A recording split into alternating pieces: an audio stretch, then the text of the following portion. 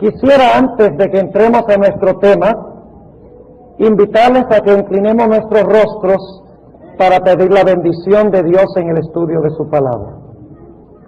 Padre Celestial, te damos gracias por el privilegio de encontrarnos en este lugar, todo tu pueblo reunido para rendirte homenaje, honor y gloria y para recibir el mensaje que tienes para nosotros.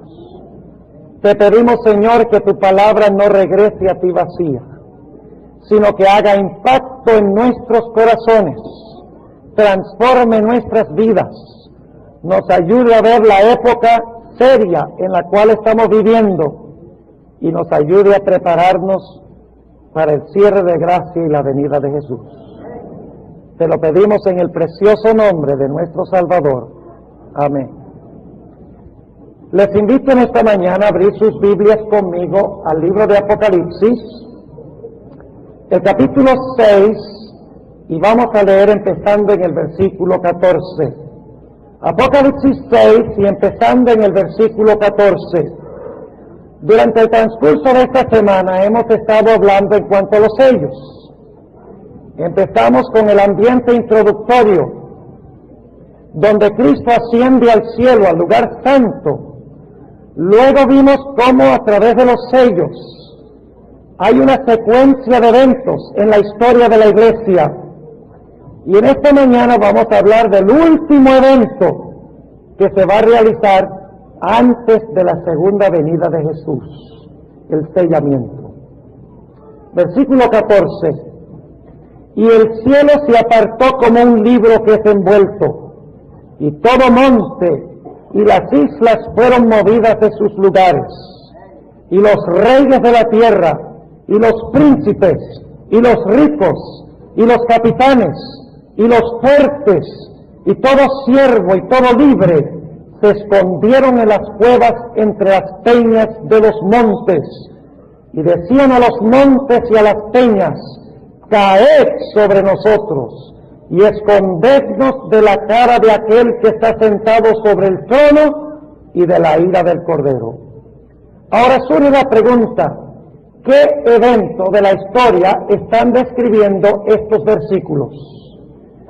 Yo creo que los que estuvieron anoche no tienen ninguna duda, y posiblemente los demás, de que estos versículos están describiendo la gloriosa segunda venida del Señor Jesucristo en las nubes del cielo. Pero ahora noten cómo termina el capítulo 6, el versículo 17. Cuando venga ese terrible día, ese día de gran ira, hay una pregunta, versículo 17. Porque el gran día de su ira es venido. Y ahora noten la pregunta: ¿y quién podrá estar firme? Ahora, si estos versículos describen la segunda venida de Jesús, y no hay duda de que lo están describiendo, entonces la pregunta surge: cuando Cristo venga en poder y gloria, ¿quiénes serán los únicos que podrán permanecer en pie, como dicen algunas versiones? ¿Quiénes serán los únicos que podrán estar firmes, vivos, cuando Jesús venga? ¿Quiénes serán los que no se esconderán en las cavernas de la tierra? ¿Quiénes serán los que no rogarán que las rocas caigan sobre ellos? La respuesta a esta pregunta la encontramos en el capítulo 7. Quiero que noten que cuando Jesús viene hay dos grupos. Un grupo se menciona en la última parte del capítulo 6. Dice allí que un grupo clamará a las rocas que caigan sobre ellos, y se esconderán en las cuevas y entre las peñas de los montes. Pero habrá otro grupo. Ese grupo es el que se menciona en el capítulo 7, versículo 1 al 8. Son los que han sido sellados con el sello del Dios vivo. Es decir, cuando Cristo regrese, ¿habrá cuántos grupos?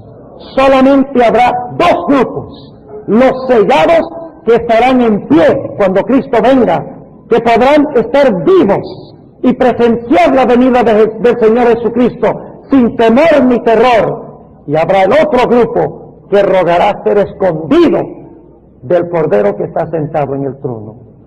Entonces yo pregunto en esta mañana, ¿es de crucial importancia entender qué es el sello de Dios? Sí, porque solo los sellados estarán en pie para recibir a Cristo en gloria. Los demás rogarán que las señas caigan sobre ellos. Es decir, que tener el sello de Dios al final de la historia es un asunto de vida o muerte. El que tiene el sello se salvará y recibirá a Cristo en gloria. El que no tenga el sello se perderá eternamente. Entonces es muy importante que comprendamos qué es el sello, qué es el sellamiento del capítulo 7 de Apocalipsis.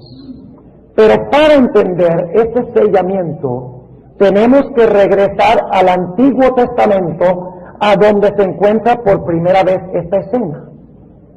Por favor, busquen conmigo en sus Biblias el libro de Ezequiel. Ezequiel, el capítulo 9. Y vamos a leer los versículos 1 al 6. La escena del sellamiento en Apocalipsis 7 viene de Ezequiel 9. Y si no entendemos lo que pasa en Ezequiel, no vamos a entender qué es el sellamiento o qué es el sello en el libro de Apocalipsis.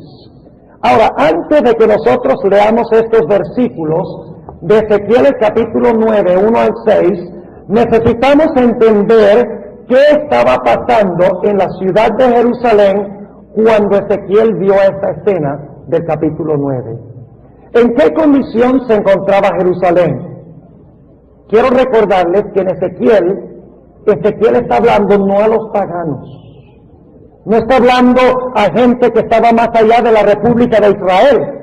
Ezequiel está hablando al pueblo profeso de Dios, está hablando al pueblo del pacto, el pueblo que pretendía seguir a Dios. Diríamos que hoy Dios estuviera hablando con cristianos, no está hablando con paganos. Está hablando de la condición de su pueblo. Ahora, ¿en qué condición se encontraba la ciudad antes de ver la escena del sellamiento? Voy a mencionar solo algunos versículos y luego me voy a detener en uno específicamente.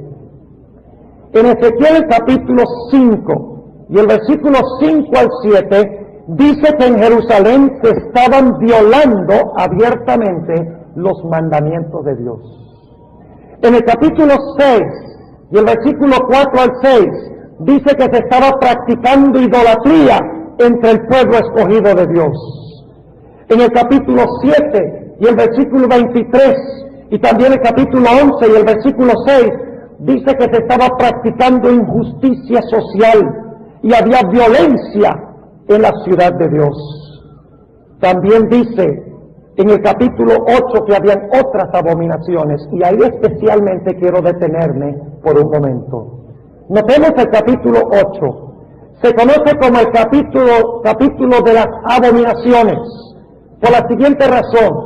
Dios le muestra a Ezequiel una abominación, y luego entonces, cuando Ezequiel ve la abominación, él dice, ¡qué terrible! Y Dios le dice, Ezequiel, no has visto nada. Hay una abominación peor que esa que se está haciendo entre mi pueblo profeso.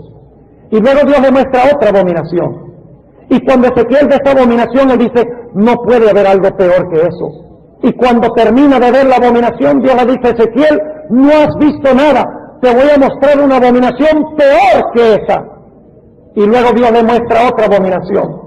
Y Ezequiel, cuando ve esta abominación, dice, no puede ser que haya algo peor que esto. Y Dios le dice, Ezequiel, no ha visto nada todavía. Y luego Dios le muestra otra abominación. Pero yo quiero leer en esta mañana la peor abominación que está en la parte de arriba, número 1 en la lista.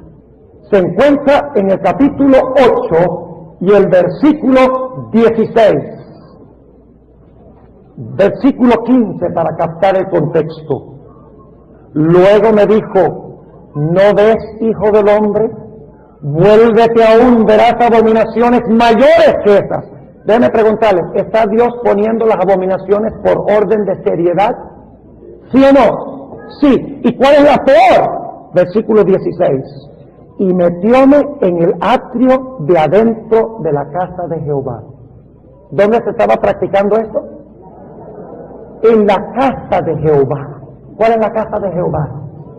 El templo. Ahora yo les pregunto, ¿qué es el templo hoy? La iglesia, no solo la adventista.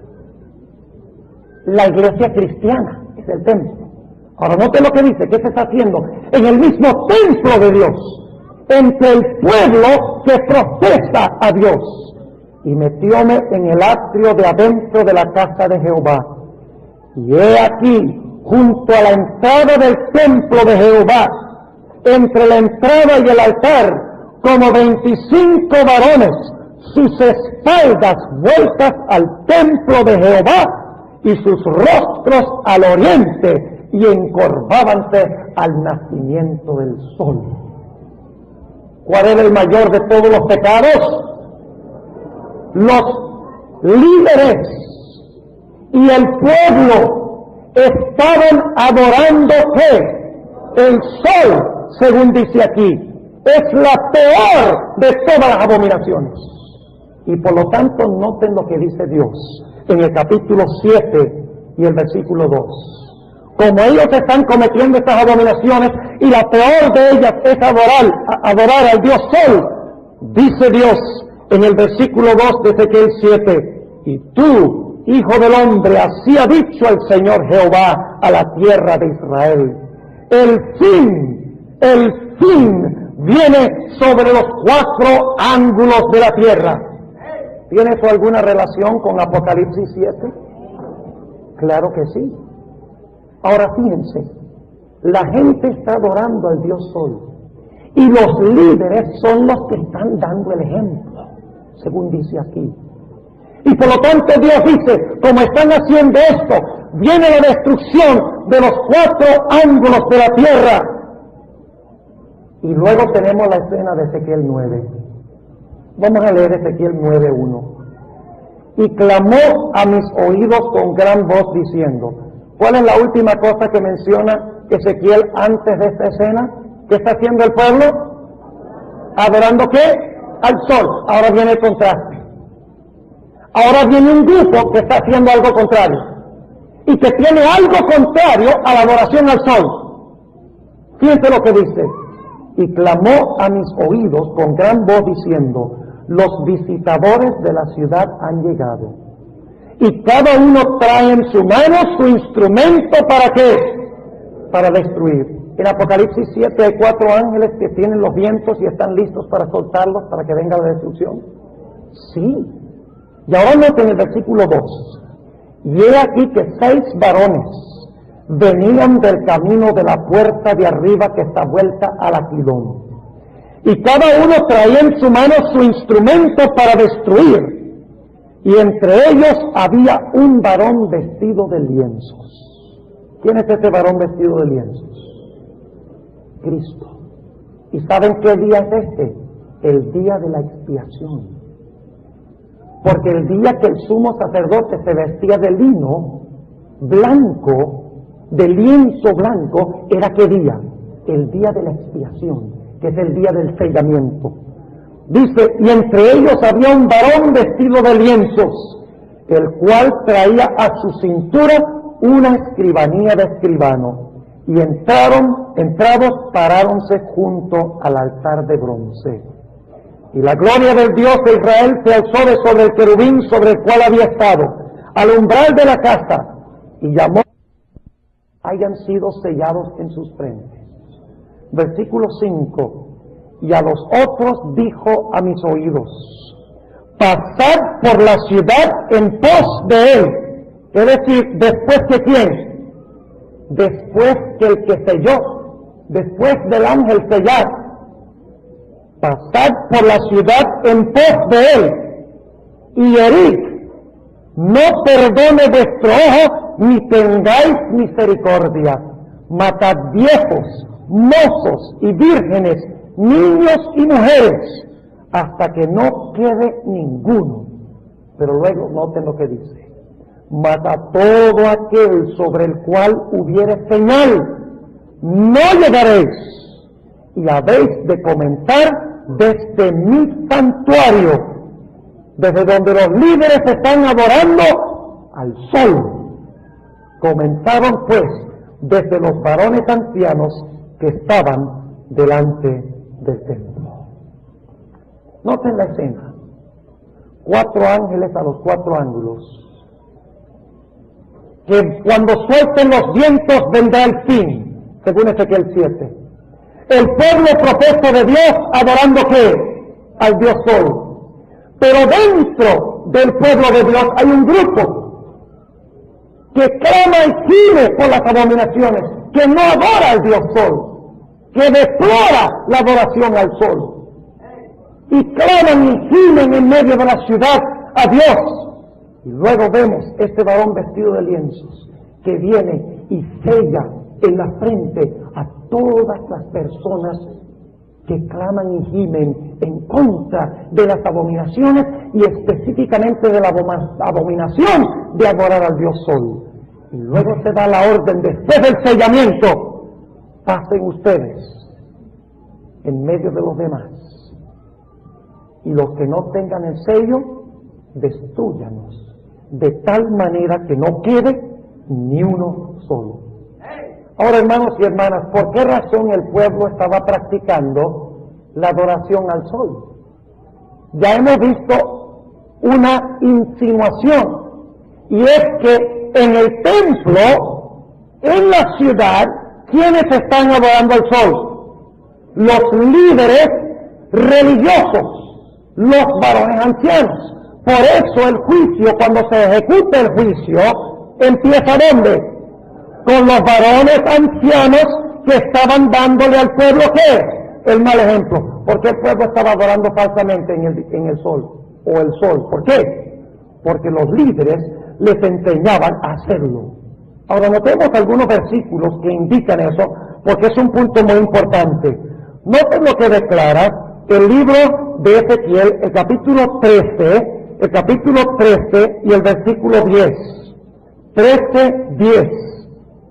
Hablando de los líderes, declara lo siguiente: por tanto, y por cuanto engañaron a mi pueblo, diciendo paz, no habiendo paz, y el uno edificaba la pared, y he aquí que otros la encostraban con lodo suelto, di a los encostradores con lodo suelto que caerá, vendrá lluvia inundante, y daré piedras de granizo que la hagan caer, y viento tempestuoso la romperá.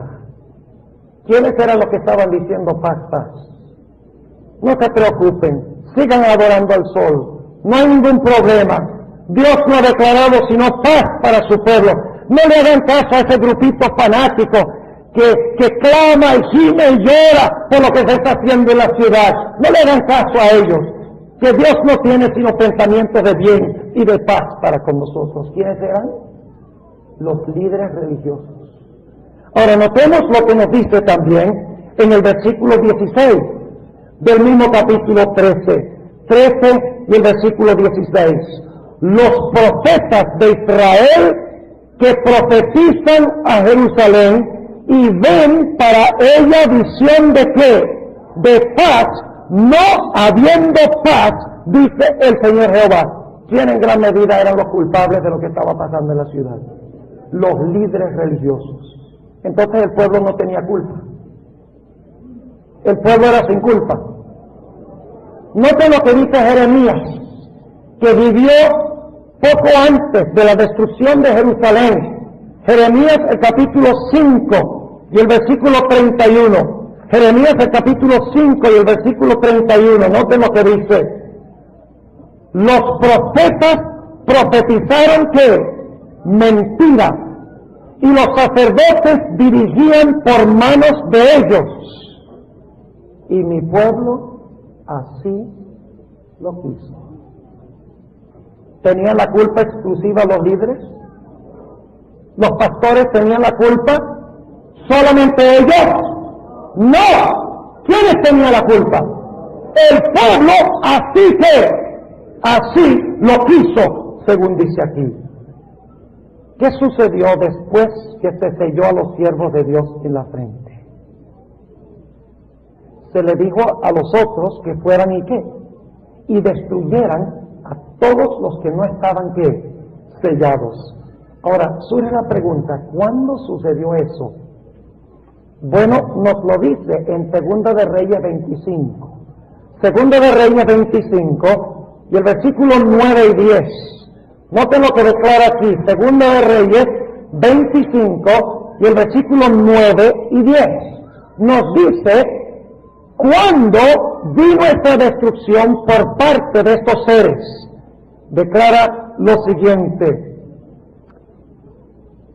Vino Nabucodonosor y ¿qué hizo?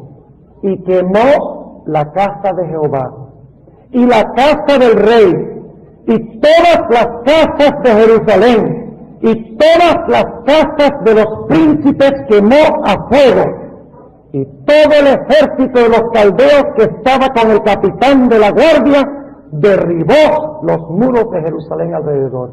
Y saben ustedes, si leen el libro de Lamentaciones, encontrarán que hubo un terrible tiempo de angustia en la ciudad de Jerusalén.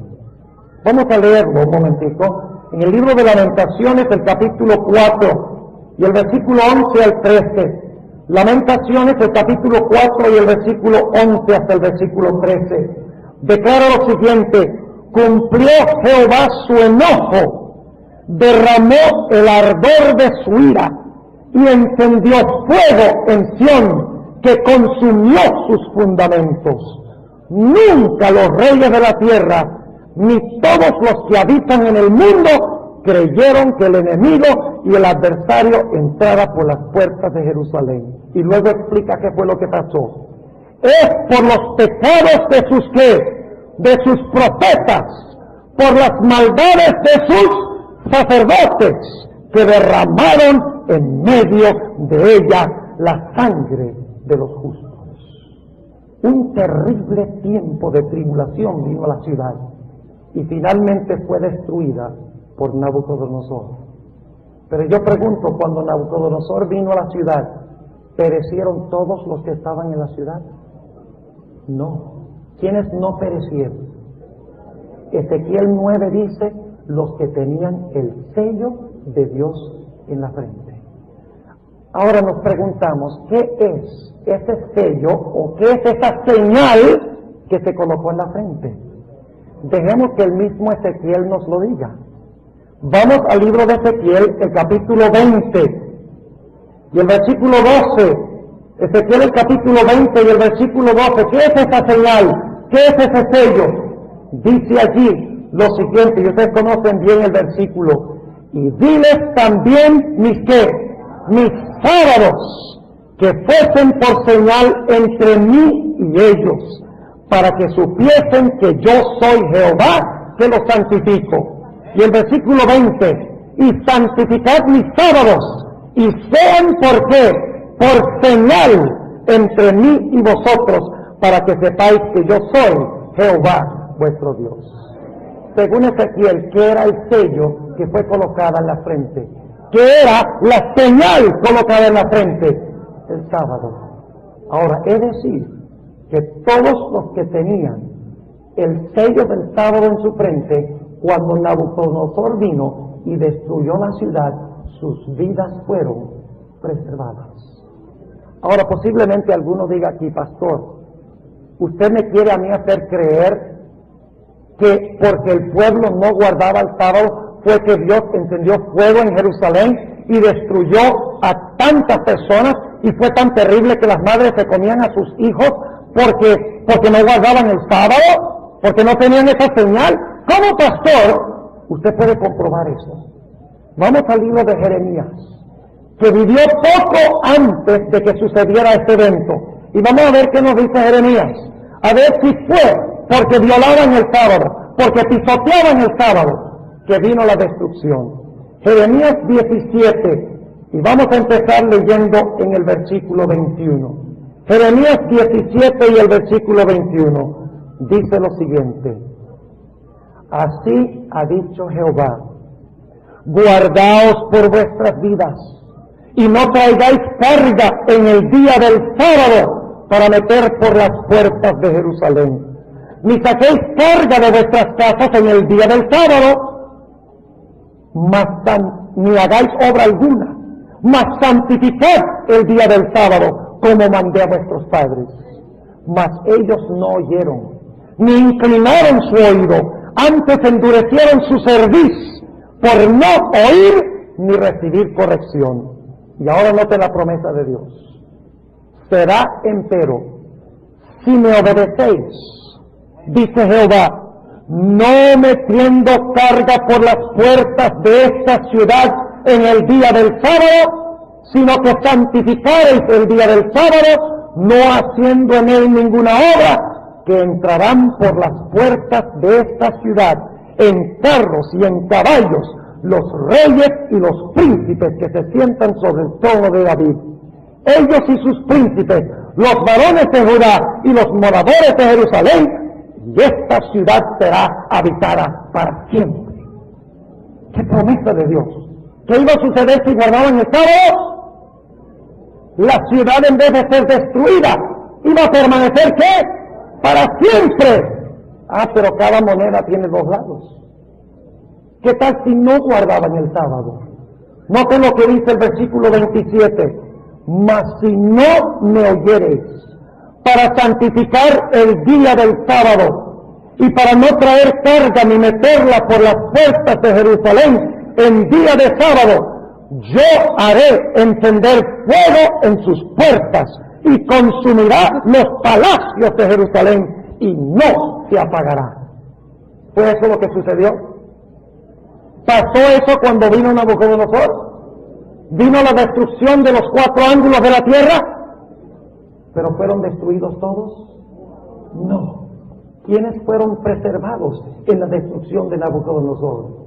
Todos aquellos que tenían la señal en su frente, que observaban el santo día de Dios. Ahora, antes de ir a la aplicación final de esta historia en Apocalipsis, quiero que recordemos que en Ezequiel se hace contraste entre dos grupos. Los que adoran al sol y los que tienen la señal en su frente, que es el sábado. ¿Cuántos grupos? 2. Unos se distinguen porque honran al Dios, ¿qué?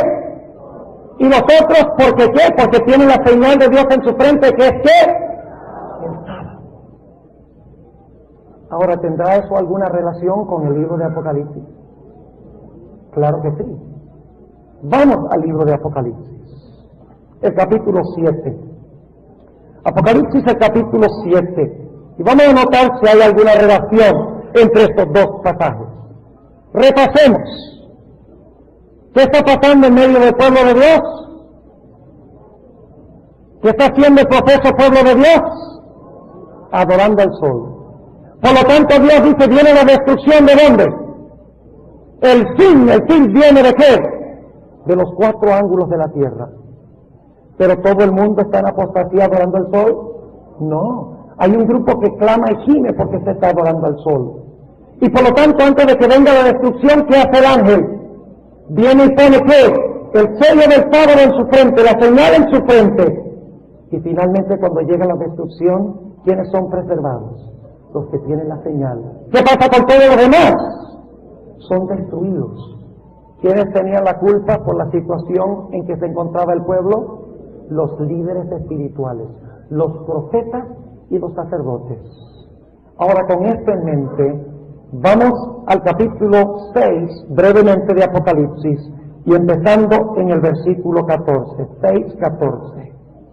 Y el cielo se apartó como un libro que es envuelto, y todo monte y las islas fueron movidas de sus lugares, y los reyes de la tierra y los príncipes y los ricos y los capitanes y los fuertes y todo siervo y todo libre se escondieron en las cuevas y entre las peñas de los montes, y decían a los montes y a las peñas: caed sobre nosotros y escondednos de la cara de aquel que está sentado sobre el trono y de la ira del Cordero, porque el gran día de su ira es venido, y ¿quién podrá estar firme? Yo les pregunto, ¿viene un día de gran destrucción al planeta Tierra?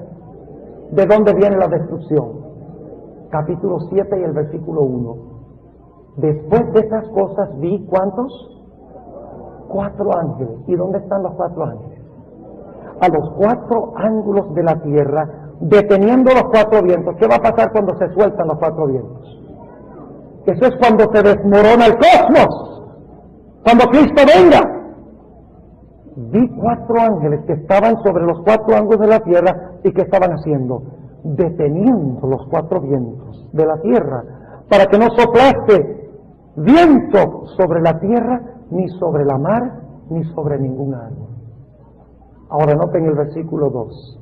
Y vi otro ángel que subía del nacimiento del sol, del oriente, teniendo que el sello del Dios vivo. ¿Alguna relación con Ezequiel 9? Claro que sí. Se ve a leguas que es la misma escena, teniendo el sello del Dios vivo. Y clamó con gran voz a los 4 ángeles, a los cuales era dado hacer daño a la tierra y al mar, diciendo: ¿se da la misma orden ahora a los ángeles? ¿Sí o no? Sí. No hagáis daño a la tierra, ni al mar, ni a los árboles, hasta que ¿qué? Hasta que señalemos a los siervos de nuestro Dios en sus gentes.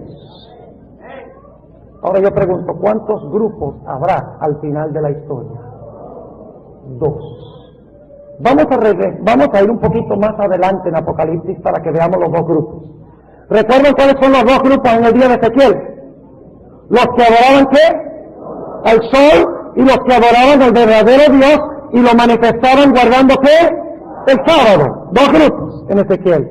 ¿Será que los mismos 2 grupos están en Apocalipsis? ¿Será que el sello es el mismo? La escena es la misma. Ahora fíjense lo que dice Apocalipsis 13, y tenemos que leer varios versículos. El capítulo 13 y el versículo 12 habla de cuando se unen la bestia y la imagen de la bestia. ¿Y qué van a imponer la bestia y la imagen de la bestia? ¿Qué van a imponer? La marca de la bestia. ¿Sí o no? Ahora escuchen. Vamos a leer el versículo 12. 11. Después vi otra bestia que subía de la tierra y tenía 2 cuernos semejantes a los de un cordero, mas hablaba como un dragón y ejerce todo el poder de la primera bestia, es decir, está en liga con la primera bestia. Y luego dice: y hacia la tierra y a los moradores de ella adorar a la primera bestia cuya llaga de muerte fue curada. Y hace grandes señales de tal manera que aún hace descender fuego del cielo a la tierra delante de los hombres. Y engaña a los moradores de la tierra por las señales que le ha sido dado a hacer en presencia de la bestia, mandando a los moradores de la tierra que hagan la imagen de la bestia que tiene la herida de cuchillo y vivió. Y le fue dado que diese espíritu a la imagen de la bestia, para que la imagen de la bestia hable, y hará que cualesquiera que no adoraren a la imagen de la bestia sean muertos. Y hacía que a todos, a los pequeños y a los grandes, a los ricos y a los pobres, a los libres y a los siervos, se pusiese una ¿qué? Una marca en su mano derecha, ¿o a dónde? En sus frentes, y que ninguno pudiese comprar o vender, sino el que tuviera la señal o el nombre de la bestia o el número de su nombre. ¿Cuál es el primer grupo? El grupo que tiene la marca ¿de quién? La marca de la bestia. ¿Será que hay un grupo que está en contraste con ese grupo? Noten el capítulo 14:1, el siguiente versículo dice: y miré, y he aquí el Cordero estaba sobre el monte de Sión. ¿Y quiénes estaban con él? ¿De quién habla Apocalipsis en el capítulo 7? ¿Del sellamiento de quiénes? De los 144,000, ¿sí o no? ¿Esto está hablando de lo mismo, sí o no? Sí. Y miré, y aquí el Cordero estaba sobre el monte de Sión, y con él 144,000 que tenían el nombre de su Padre escrito en sus frentes. ¿Hay un contraste entre 2 grupos en el libro de Apocalipsis, sí o no? ¿Cuál es el primer grupo? Los que tienen la marca de qué? De la bestia. Y los otros tienen el sello de Dios, ¿dónde? En la frente. Ahora, ¿qué era el sello en el libro de Ezequiel? ¿Qué es el sello al final de la historia? Ahora escuchen bien lo que les voy a decir, porque es muy importante. Si en el libro de Ezequiel el sello que se colocó en la frente era el sábado, como lo leímos, y estaba en contraste con los que adoraban al Dios Sol inmediatamente antes del sellamiento, al final de la historia debe ser también que Dios va a tener un pueblo que tiene el sábado como su señal, y los otros adorarán en algo relacionado ¿con qué? Con el sol. Ahora la pregunta es, hoy en día la mayoría de los cristianos adoran ¿en qué día? En el domingo, que es el día del ¿qué? El día del sol. ¿Y por qué adoran en el día del sol?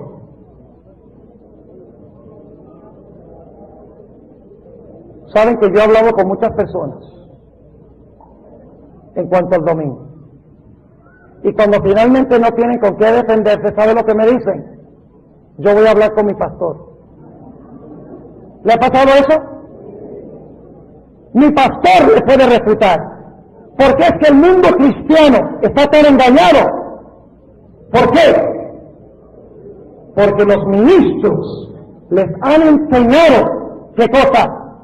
Que el domingo es el día de reposo. Ahora escuchen bien lo que voy a decir. ¿Satanás tiene algo falso para todo lo que Dios tiene verdadero? ¿Sí o no? Ahora déjenme preguntarles esto. ¿Qué viene primero, lo genuino o lo falso? Lo genuino. Muchos no están convencidos. Déjenme ilustrar lo que quiero decir. ¿Cuántos de ustedes han visto un billete falso de $4? ¿Ah? Nunca han visto un billete. Imagínense los falsificadores, ¿cómo se podrían poner de ricos si hicieran un billete falso de $4? ¿Qué pasaría si ustedes fueran a una caja para pagar con un billete falso de $4? El cajero se burlaría de usted. ¿Por qué no podría haber un billete falso de $4? Porque no hay uno que es genuino y verdadero. ¿Qué viene primero en el tiempo? ¿Lo genuino o lo falso? Lo genuino. Ahora déjenme preguntarles, ¿cuál fue el día que Dios hizo primero como día de reposo? El sábado. ¿Creen ustedes que Satanás inventaría otro día falsificado después para extraviar al mundo cristiano el profeso pueblo de Dios? Sí. Es decir, el hecho de que Dios hizo el sábado primero para adorar indica que lo que viene después es una ¿qué? Es una falsificación, un counterfeit, para usar la palabra en inglés. Y el libro de Apocalipsis dice que viene destrucción sobre todo aquel que no tenga en su frente el sello de Dios. Cuando se desaten los vientos, cuando venga la destrucción, cuando el Cordero venga, los que no tengan el sello se van a esconder en las cuevas y van a rogar a las rocas que caigan sobre ellos, porque no han recibido el sello de Dios en sus frentes. Y muchos de ellos no lo han recibido por la sencilla razón de que han escogido escuchar la voz de sus ministros y sus pastores en vez de escuchar la voz de Dios a través de su santa palabra. Ahora permítame, al llegar al final de nuestro tema de esta mañana, mencionarles algo que muchas personas, muchos adventistas están enseñando y creen. Ellos enseñan que en realidad el templo de Ezequiel 9 es la iglesia adventista. Y yo tengo que hacer esta aclaración.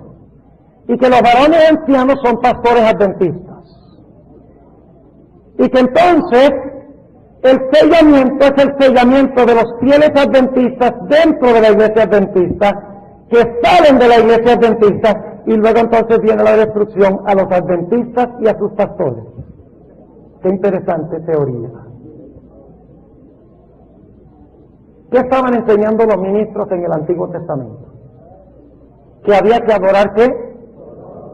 ¿Los pastores adventistas están enseñando eso hoy? ¿Que hay que adorar en el día del sol? No conozco ni uno solo. Ahora, se han sabido algunos, sí, pero ya ellos son de Babilonia. Ellos ya no son de la iglesia, son de Babilonia. Ahora fíjense que también toman de Ezequiel el capítulo 9, vamos a leer nuevamente, Ezequiel el capítulo 9, y vamos a notar cómo usan este pasaje, Ezequiel el capítulo 9, y vamos a leer el versículo 6. Después del sellamiento, cuando Cristo venga, viene la destrucción, ¿y qué va a pasar? Versículo 6, matad viejos, mozos y vírgenes, niños y mujeres, hasta que no quede ninguno. Mas a todo aquel sobre el cual hubiere señal, no llegaréis, y habéis de comenzar desde mi santuario. Comenzaron pues desde los varones ancianos que estaban delante del templo. Muchos, inclusive adventistas, enseñan que esa destrucción viene contra primero los pastores adventistas y después viene la destrucción sobre sus feligreses. Yo quiero leer una cita en el libro Conflicto de los Siglos, la página 714, que les indica que esto no está hablando en absoluto de esto. Déjenme preguntarles, ¿los adventistas son los únicos que profesan servir a Dios? ¿Son los únicos que profesan haber aceptado a Cristo? ¿La iglesia adventista es el único templo en verdad? ¿Es el único cuerpo de Cristo? ¡No! El cuerpo de Cristo, el templo de Cristo es todo el cristianismo. Todos los que profesan el nombre de Jesús. Ahora fíjense lo que dice la sierva de Dios en el Conflicto de los Siglos, páginas 714. La marca de la redención ha sido puesta sobre los que gimen y se angustian a causa de todas las abominaciones que se hacen. ¿De dónde viene esta cita? ¿De dónde? De Ezequiel 9. Luego dice: ahora sale el ángel de la muerte, representado en la visión de Ezequiel por los hombres armados con instrumentos de destrucción, y a quienes se les manda, al anciano, al joven y a la doncella y a los niños y a las mujeres, matadlos hasta exterminarlos, mas no os lleguéis a ninguno en quien esté la marca, y comenzad desde mi santuario. Dice el profeta: comenzaron pues por los ancianos que estaban delante de la casa. ¿Quiénes son esos ancianos? Sigue diciendo: la obra de destrucción empieza entre los que profesaron ser guardianes espirituales del pueblo. Los falsos centinelas caen primero. ¿Y qué han enseñado estos falsos centinelas? Dice la sierva de Dios en la página 713 y 14 lo siguiente: los hombres ven que fueron engañados, se acusan unos a otros de haberse arrastrado mutuamente a la destrucción, pero todos concuerdan para abrumar a los ministros con la más amarga condenación. ¿Cuáles ministros? Sigamos leyendo. Los pastores infieles profetizaron cosas lisonjeras, indujeron a sus oyentes a menospreciar la ley de Dios y a perseguir a los que querían santificarla. ¿Eso hacen los pastores adventistas? Hay algunos pastorcitos por ahí que están un poquito mareados con este asunto de la ley, pero esos terminarán tarde o temprano fuera de la iglesia. Tarde o temprano terminarán fuera de la iglesia. Sigue diciendo: ahora, en su desesperación, estos maestros confiesan ante el mundo su obra de engaño. Las multitudes se llenan de furor. Estamos perdidos, exclaman, y vosotros sois causa de nuestra perdición, y se vuelven contra los falsos pastores. ¡Qué tremenda escena! ¿Tiene razón las multitudes cuando dicen ustedes son la causa de nuestra perdición? Sí y no. Porque Dios le ha dado a cada cristiano esto: la Santa Biblia. No hay que seguir falsedades enseñadas por líderes religiosos, porque cada cristiano tiene su qué, o debe tener por lo menos su Santa Biblia, y ustedes pueden estudiar esto por ustedes mismos y escoger servir a Dios antes de servir a los hombres.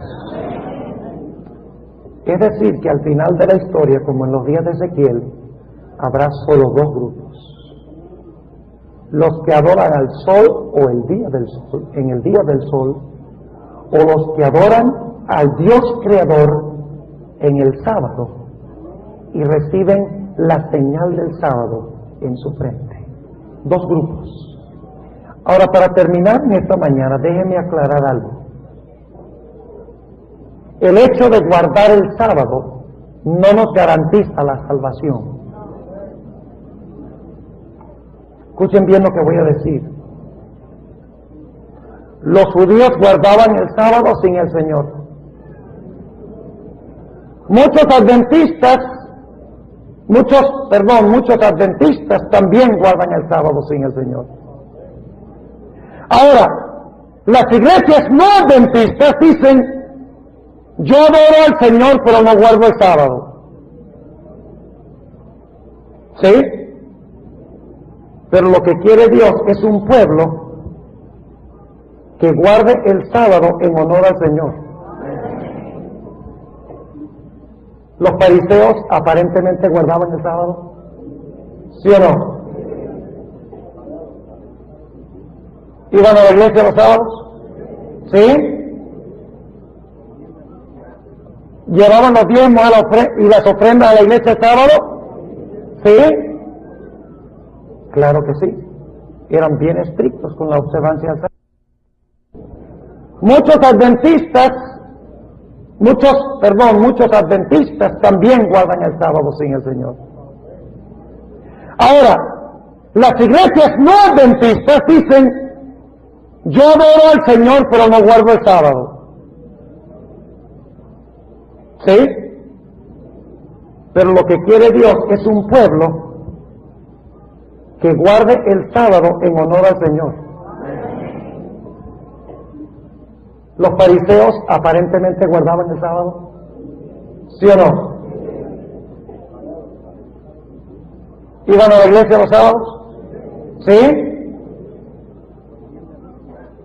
¿Llevaban los diezmos y las ofrendas a la iglesia el sábado? ¿Sí? Claro que sí. Eran bien estrictos con la observancia del sábado, pero rechazaron ¿a quién? A Jesús. Y hoy en día muchas iglesias dicen: yo tengo a Jesús, yo no necesito el sábado. Es el mismo error, pero dicho de otra forma, porque no se puede separar al sábado del Señor. Tiene que conocer al Señor primero y luego guardar su santo sábado, porque le ama. Y al final de la historia habrá un grupo que amará tanto a Jesús y deseará pasar tanto ese tiempo solo con Jesús, que cuando los poderes del mundo digan: no puedes guardar el sábado, ellos dirán: me quedo con Jesús, me reúno con Jesús, aunque me maten.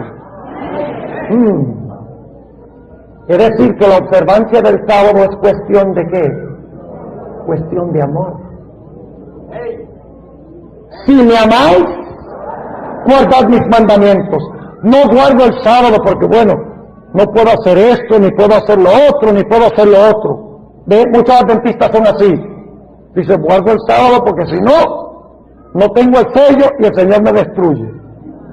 Así que mejor lo guardo, y entonces cuando el Señor venga, tiene que recompensarme. ¿Ah? ¿Es así o no es así? Bueno, muchos piensan así.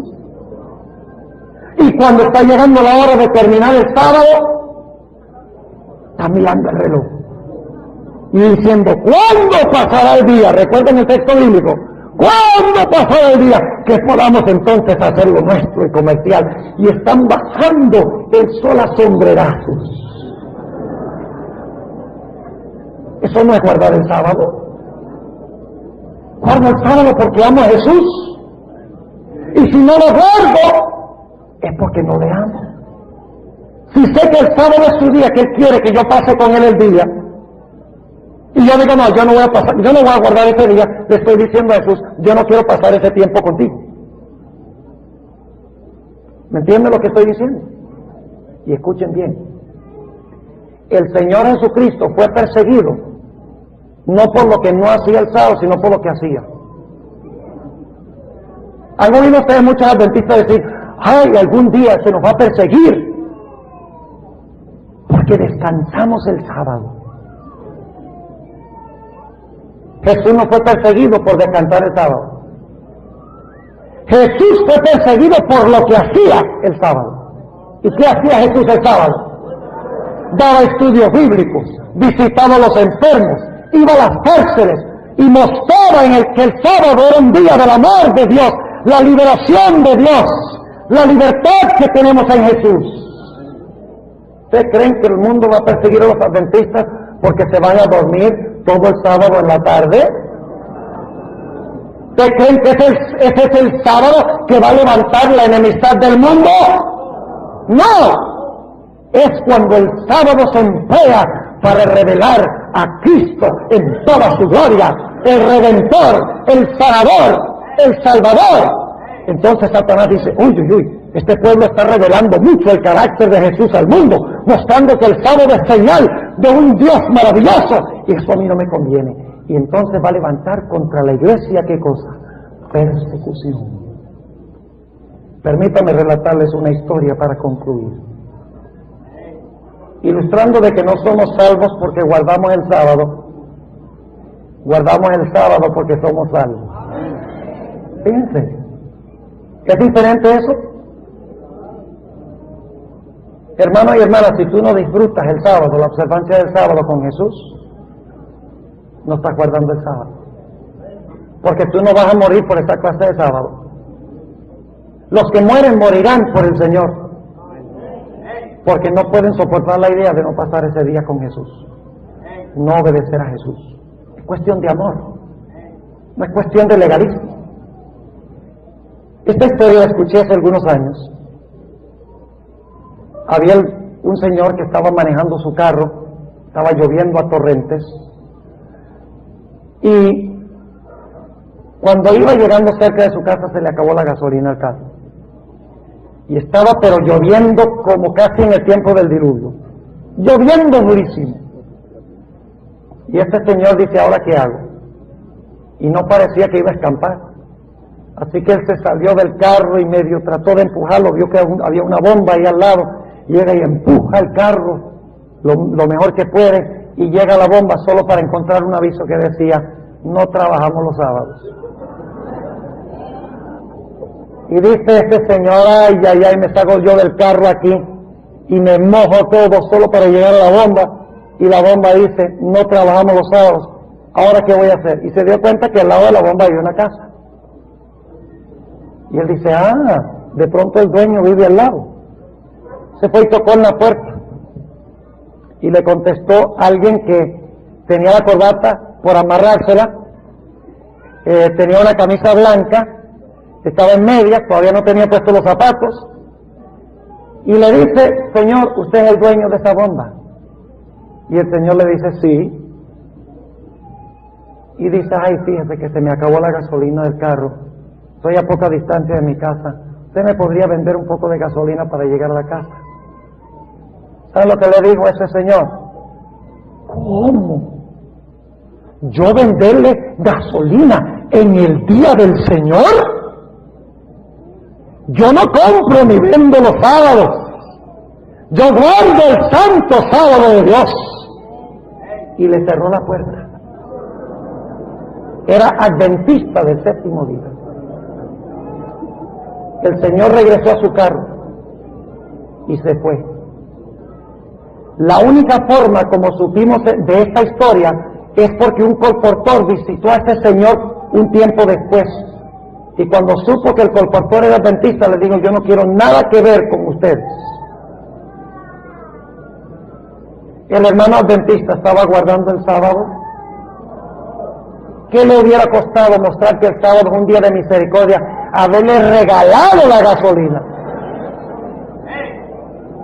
A mí me pasó una vez así también. Pastoreaba en el inicio del ministerio en Chicago. Un hermano me llamó. ¿Cuántos son de Chicago? ¿Hay alguien aquí de Chicago? Ve, hay algunos. Empecé en lo que era la iglesia del oeste. Solo habían 3 iglesias en Chicago. Eso fue hace unos cuantos años. Y me llegó una llamada de un hermano de la iglesia diciendo, pastor, hay una familia que está muy necesitada, no tiene nada que comer. ¿Usted podría ayudar? Yo le dije, bueno, ¿ha llamado el departamento de las Dorcas? Sí, llamé, pero las provisiones de ellos de comida están en 0. Y yo en mi casa no tenía casi nada porque íbamos a hacer mercado al principio de la próxima semana, no teníamos nada prácticamente. Así que yo le dije, hermano, no se preocupe. Yo voy a ir al mercado y voy a comprar. Era sábado en la mañana. Por lo tanto, me monté en el carro, fui a la tienda, cogí un carrito, empecé a llenarlo de las cosas más esenciales que necesitaría una persona o una familia. Llegué a la caja y pagué en la caja y salí. No pensé más. Fuimos, visitamos a la familia, les dimos la comida. No les estoy dando permiso de hacer mercado los sábados. Pero si acaso, no usen esto como un pretexto. No hay ningún problema con que cambien la llanta de su automóvil en sábado si se pincha, pero no significa que van a rotar los cauchos en sábado. Cambiarlos en sábado. Ahora, un momentito, hermano, permítame terminar el sermón y entonces, si tiene algún comentario, vamos a recibirlo al final. Entonces, yo salí sin pensarlo más y pasaron como 3 semanas y llegó finalmente un hermano y me dije, pastor, está corriendo el rumor por toda la iglesia de que usted va y hace su mercado el sábado. Y yo le dije, ¿cómo, hermano? ¿Quiénes están diciendo eso? En toda la iglesia está regado. Yo le dije, pero hermano, yo no hago mercado el sábado. A mí se me había olvidado. Y me dice, sí, hay un hermano que dice que él jura sobre la Biblia de que él lo vio a usted salir con bolsas llenas de comida de un supermercado el sábado. Yo le dije, a mí todavía no se me había ocurrido porque yo no acostumbraba a hacerlo. Entonces le dije, ¿hace cuánto fue eso? Dice, hace como unas 3 semanas. Ah, sí, le dije. Y entonces le expliqué, le dije, mire que había una familia soportando hambre. Y yo no creo que Dios quiera que ellos pasen todo el sábado con hambre. Y por lo tanto yo fui y yo compré. Y les di el alimento. Hubieran visto ustedes el rostro de ese hermano. Miró hacia el suelo con una cara de vergüenza. Y luego yo me paré en la iglesia y expliqué. Y todos esos hermanos que habían esparcido el cuento de que el pastor Bora hacía mercado en sábado, estaban supremamente avergonzados. Podemos nosotros convertir el sábado en un Dios. El sábado fue hecho para misericordia, para bien del hombre, para que disfrutemos en el Señor, para que gocemos en el Señor. Y solo los que conocen al Señor, en verdad, guardan el sábado del Señor. Solo los que reposan en Cristo pueden guardar el sábado, porque es imposible guardar el sábado del Señor sin conocer al Señor del sábado. Dios nos permita ver la seriedad de este asunto, de venir a Jesús y decirle, Señor Jesús, te amo. Señor Jesús, yo quiero pasar esas 24 horas contigo. No puedo ni pensar en la posibilidad de no pasar ese día contigo, porque es que como te amo tanto, quiero pasar ese tiempo contigo. Y que estemos dispuestos por amor a Jesús de recibir el sello de Dios en la frente. Ese sello que demostrará al mundo que nuestro Dios es Jehová. Que guardaremos esa cita con Jesús, aunque se desplomen los cielos, aunque nos prohíban comprar y vender, aunque nos condenen a muerte, guardaremos esa cita de amor con el Señor Jesús. Recuerden que habrá dos grupos: los que observan el día del sol mientras que pretenden servir al Señor, y aquellos que guardan el sábado en señal de amor a Cristo el Señor. ¿Cuántos en esta mañana quieren decirle al Señor Jesucristo: yo deseo, a la luz de lo que hemos estudiado, recibir el sello del Dios vivo, quiero amarte, quiero pasar ese día con Jesús, aunque se desplomen los cielos? ¿Quieren colocarse de pie? Si ese es el deseo y el sentimiento de su corazón en esta mañana. Oremos. Padre Celestial, te damos gracias por tu santo día. Te damos gracias porque tú nos has dado 24 horas cada semana para recargar las baterías, para renovar nuestra relación contigo, dedicarte 24 horas completas, sin interrupciones, sin distracciones, sin hacer lo nuestro. Te damos gracias que nos has dado este refrigerio. Te pedimos que nos ayudes a apreciarlo y a amarlo, pero por sobre todo que te amemos a ti, de tal manera que guardemos el sábado de una forma deleitosa, con gozo en nuestra alma, en nuestro corazón, que cuando se esté terminando el sábado digamos: Señor, no te vayas, quédate otra hora, alarga las horas de tu santo día. No queremos que termine este día. Sabemos que Cristo viene muy pronto. Anhelamos que venga. Anhelamos tener el sello que protegerá a tu pueblo. Ayúdanos a permanecer en tu pueblo.